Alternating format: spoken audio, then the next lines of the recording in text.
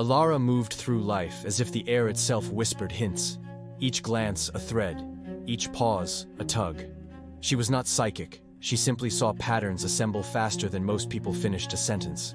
Smiles revealed their scaffolding, promises their hidden seams. In crowds, she felt currents, small weather systems of motive and fear, shifting against her skin. Teachers had called her sensitive, a polite label that stung. She carried it anyway, watching, associating, naming. Beneath paint she sensed cracks, beneath warmth a draft, and beneath charm a knot that would not loosen. At home, love arrived with exasperation tucked inside it. Her mother, Mara, measured comfort in casseroles and lists. Her father, Julian, believed that calendars could herd chaos into pens.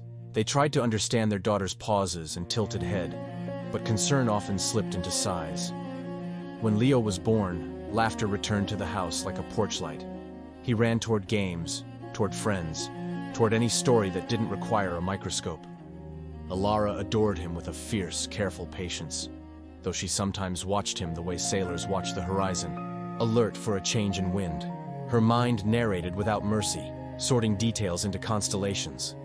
At dinner, she noted the half-breath before Mara said it's fine, the micro-tilt of Julian's shoulders when the male thumped, the way Leo's humor brightened just a shade too quickly. In shops, in lines, in the blank hum of elevators, she rehearsed outcomes and felt the ache of helpless foresight. Warning people rarely altered anything. She learned to arrange evidence first and offer intuition last, like a candle hidden in a lantern. Gratitude would glow for a moment, then someone's hand would snuff it with a laugh. Then Leo brought Victor over, all polish and practiced ease. He had a voice that smoothed objections, a smile that slipped past defenses, and the kind of watch that signaled success without saying a word. He spoke about a venture like it was a door everyone else had somehow missed. When he mentioned risk, his eyes slid left. When he praised Leo, his hand found Leo's shoulder like a claim. Alara felt a cool thread pull tight in her chest. She listened, counted inconsistencies, and felt the knot beneath the velvet. Something in him had too many mirrors. Later, on the porch where moths worried the light, she unspooled what she'd seen.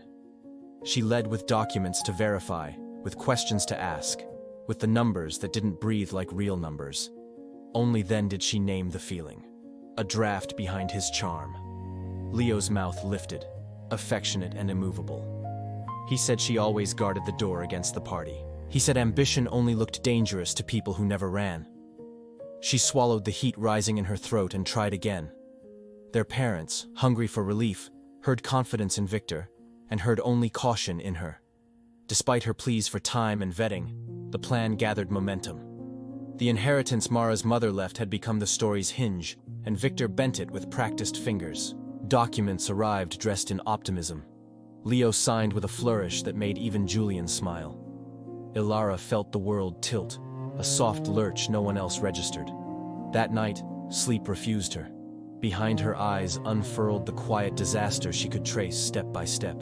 Accounts thinning, calls unanswered, explanations that wandered, dinners curdling into accusations, Leo's laughter drying into apology, and finally, the brittle silence that follows shame. Days later, in an office that smelled of citrus and leather, Leo reached to seal the deal. Alara stood behind, her pulse slowed to a metronome, her gaze held steady. Victor's smile arranged itself with proportions. As their palms met, a glint crossed his eyes, quick as a blade flashed under a coat.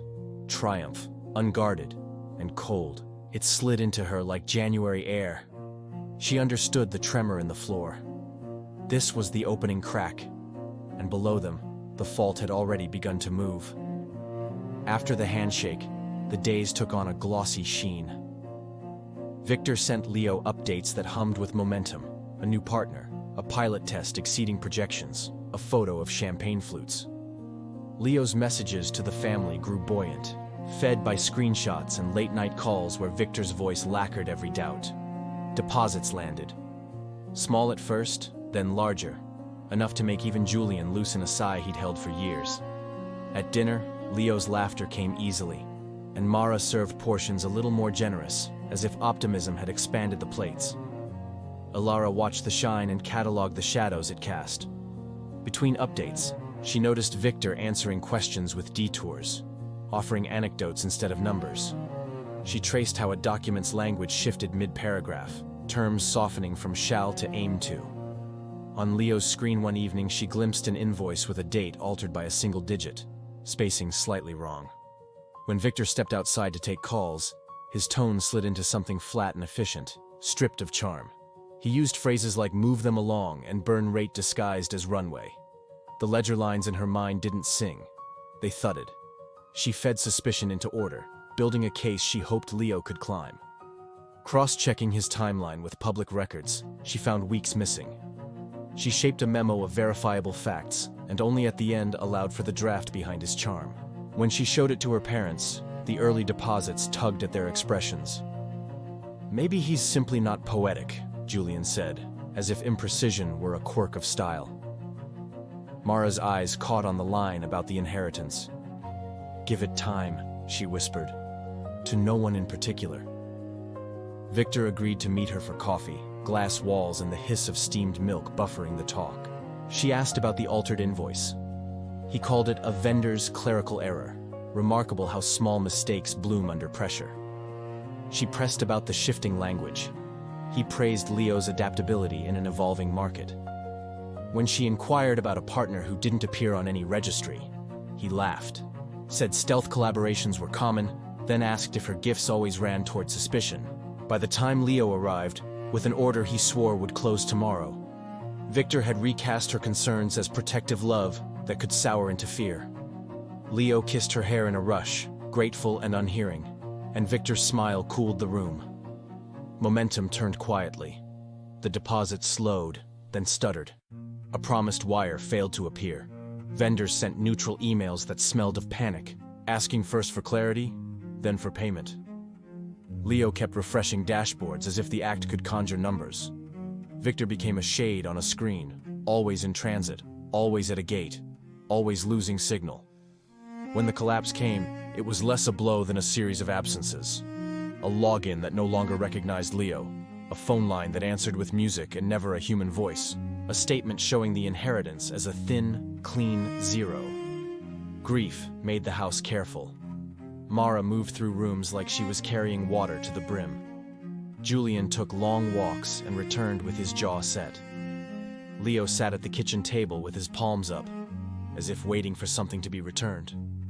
He apologized in fragments, then fell silent, and in that silence, she felt his resentment hooking on the unseen, not at her words, but at the outline of them, at the truth she had held too soon. She kept her mouth closed around every eye warned, because being right was a cruel, useless comfort.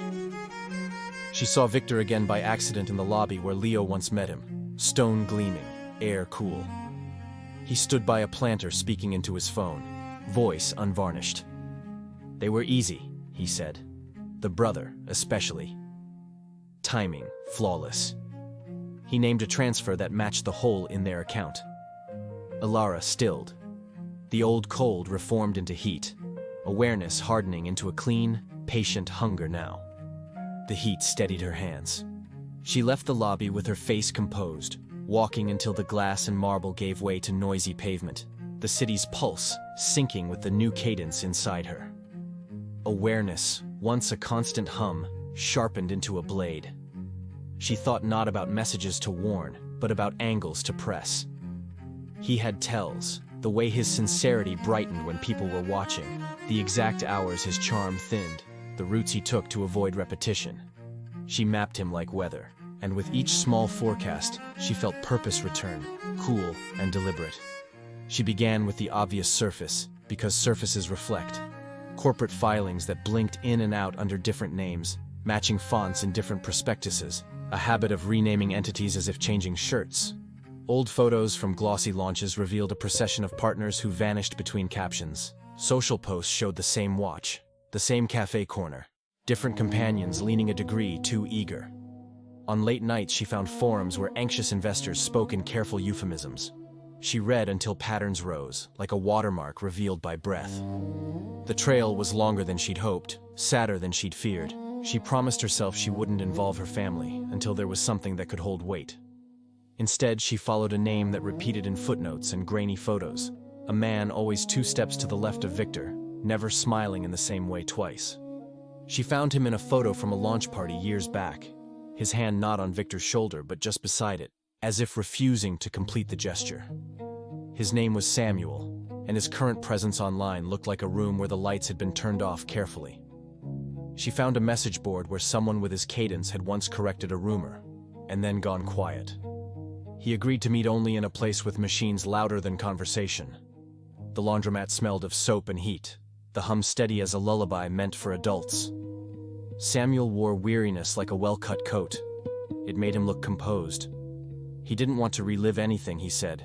He didn't do confessions. He didn't do revenge. She told him she didn't either. What she did was accuracy. She laid out details she couldn't have guessed by accident. Dates Victor had said he was in one city while a traffic camera placed him in another. A shell company that had shared a registered agent with a non-profit Samuel once advised. He studied her for a long time, skepticism like a coin turning between his fingers. "Fine," he murmured, not quite conceding. "You want the edges? I can give you edges." They built the chessboard together, piece by piece. Samuel knew where the rooks roosted. The accountants who drank too much at conferences, the lawyer whose loyalty could be rented for the price of a boutique watch. Alara could see how Victor would respond to a whisper, how he would widen his eyes just enough when pressed and then pivot to flattery. They set small pressures along his usual paths, nothing that smelled like accusation, just the kind of friction that made men like him exhibit their preferred evasions. She wrote an email from a fabricated vendor that sounded a shade aggrieved but still hopeful. He replied with a template that revealed which alias currently handled payouts. She called a receptionist using a voice she hardly recognized, earnest and forgettable, and gained a schedule no one would have offered to a stranger. It was ugly work, and she felt it. The first time she lied cleanly, she heard the lie land inside her like a dull instrument on wood. She checked herself in reflective surfaces, searching for Victor's gleam and refusing it. Samuel watched her calibrate her discomfort and said nothing, which was kinder than advice. At night, when the house was sleeping lightly, she stood by Leo's door and listened to the small guard dog noises grief makes in the body. Whatever tools she used, they were to be put down after. She could be precise without becoming hollow. A break came small and odd. In a bundle of messages Samuel still had access to, Victor had replied to a request for updated ledgers with a joke about seasonality. "Leaves change, we follow," he'd written. In another thread months later, a reminder to himself, "Orchard today, after pull." Samuel remembered Victor's fondness for puns that only he enjoyed. He also remembered a superstition Victor voiced once, after a deal sealed. "Keep the clean books where people sweat. No one looks for order in that fog." Alara stared at the words until they rearranged into a place. Orchard was not a metaphor but a brand, a boutique gym with a minimalist logo stamped on glossy windows, the kind that harvests ambition and sells it back as membership. After pull meant after deadlifts, his ritual. Samuel's face tightened when she said the name. "He's there 4 mornings a week," he admitted, "and he likes to write longhand after sets. He keeps a small notebook he calls his weight log. It's not weights, it's code." She could see it without seeing it, a moleskin tucked where towels are folded, or taped under the bench in a quiet corner near mirrors. The harmless privacy of perspiration serving as a vault. The gym required biometric entry and a second check for certain areas. Cameras watched with impersonal attention. Staff recognized regulars by the cadence of their strides. To reach that notebook, she would need a body that belonged there, a badge that matched, a story that didn't wobble when questions arrived. Her mouth went dry in a way that told her she had found it. The ledger existed. It was waiting inside a place designed to notice intruders. They planned like people who understood that confidence is camouflage. Samuel called in old favors until a pliant trainer arranged a guest profile that would appear on Orchard's tablet at Victor's hour. Guests were photographed, not fingerprinted.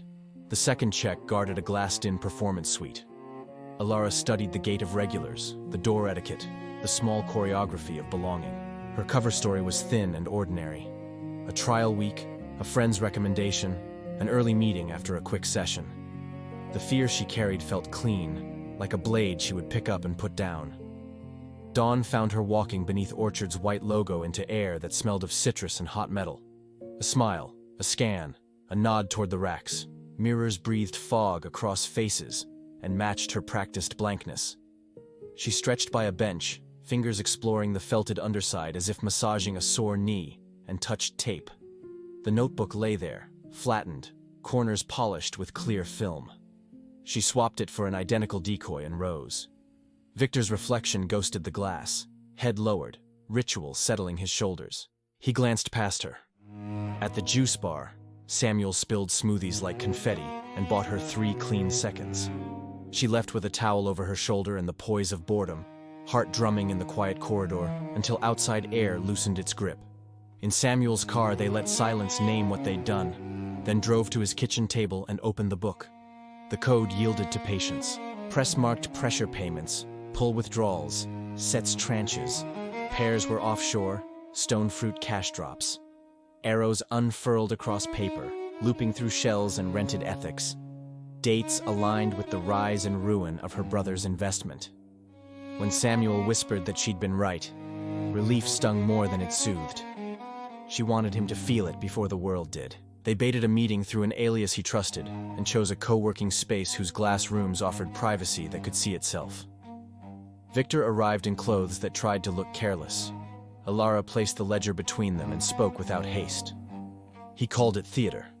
She named 3 couriers, 2 accounts, 1 lawyer who rented discretion by the hour. He smiled and said coincidence. She replied with dates and transfers that matched his gym rituals. The joke about leaves left his mouth thinning. Every denial closed on itself until his hands stopped moving and his voice shrank to distance. She carried the copies home and set them on the kitchen table as if laying down groceries. Her parents looked from pages to her face as though both might rearrange into something gentler. Alara explained simply, pointing to patterns, dates, names, careful not to bruise the air with "I told you." Leo's apology arrived without ceremony, a low confession of pride and blindness that made his shoulders smaller. She touched his wrist and felt his pulse climbing back toward steadiness. Their parents didn't speak for a long time, then nodded in a way that acknowledged both damage and her strange, necessary gift. The detective listened with professional skepticism that thinned by the second page. "Chain of custody," he said, and she heard relief hiding under procedure. Statements sprawled across afternoons. When the warrants landed, Victor's network shuddered. Headlines found a cadence they liked, the story wearing a name that wasn't hers. Victims began to write, small messages that sounded like exhale. "I thought it was just me. Thank you." She didn't feel like a savior. She felt emptied and steadied, a glass finally set down after hours of being held. For the first night in months, sleep found her before dread did. The answer arrived folded under her door, handwriting tidy enough to pass for kindness. "Gardens are lovely until you dig and find pipes," it read. "Be careful what you break. Some things spray forever. No signature. Only the smell of cold ink." She felt awareness tighten again, not as panic, but as a warning that wanted memory.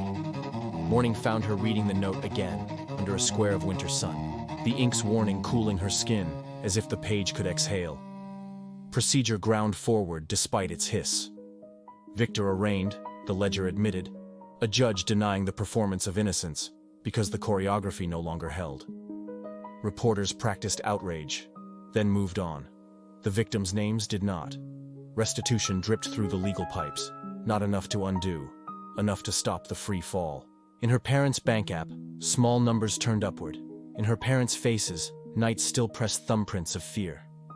She felt triumph the way a runner feels wind after a hill, edged with ache.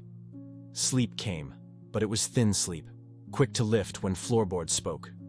She changed locks and routines, told herself the letter was a bluff with teeth drawn, then listened anyway for teeth in the dark.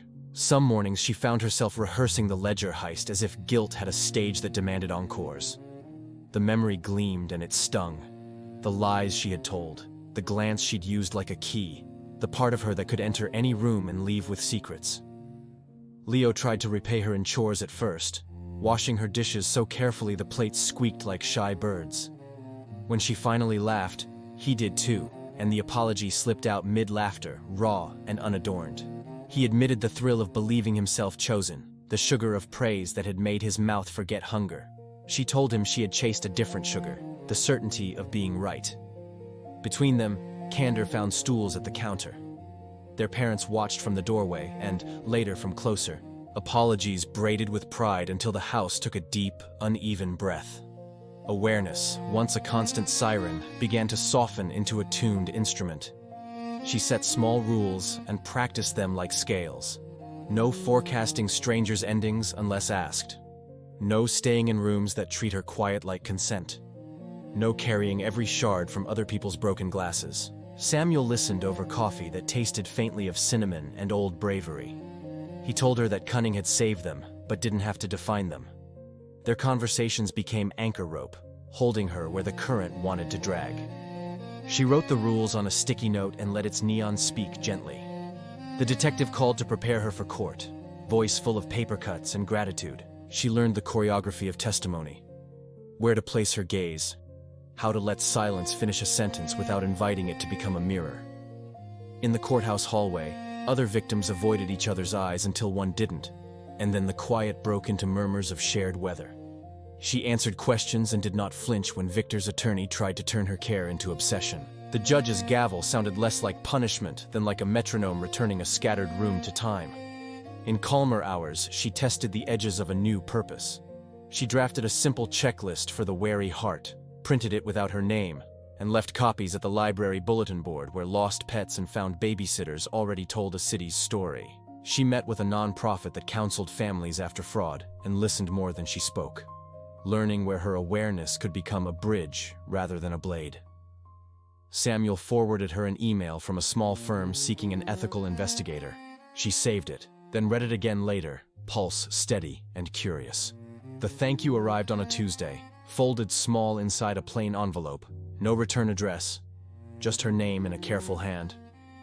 You don't know me, but because of what you did, I walked away before signing. I packed my mother's boxes. We are safe. No signature, only a pressed violet. She felt the air change, a current running under floorboards. The threat had been one ripple. This was another. The water was moving somewhere she had yet to see. She turned the pressed violet in her palm and chose to become busier in gentler ways.